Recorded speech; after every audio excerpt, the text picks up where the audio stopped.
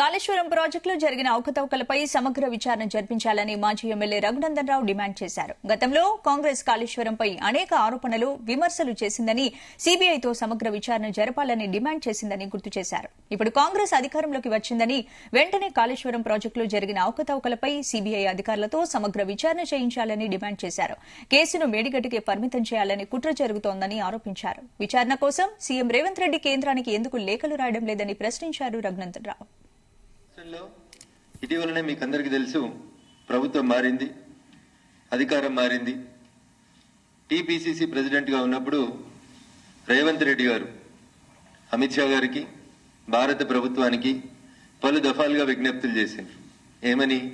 కాళేశ్వరం మీద విచారణ సిబిఐ చేత చేపిస్తే బాగుంటుంది, ఎందుకంటే దీని లోపల అనేక సంస్థలు ఇన్వాల్వ్ అయినాయి. పవర్ ఫైనాన్స్ కార్పొరేషన్ లిమిటెడ్ సంస్థ, నాబార్డు, బ్యాంకుల consortium which is headed by Vijaya bank, ఇట్లా రకరకాలైనటువంటి బ్యాంకులు, సంస్థలు, సర్వే ఏజెన్సీలు అయినటువంటి వాప్కోస్, మోటార్లు సప్లై చేసినటువంటి బిహెచ్ఎల్ లాంటి ప్రభుత్వ రంగ సంస్థలు చాలా ఇన్వాల్వ్ అయి ఉన్నాయి. ఇదొక పెద్ద స్థాయి లోపల జరిగినటువంటి కుంభకోణం.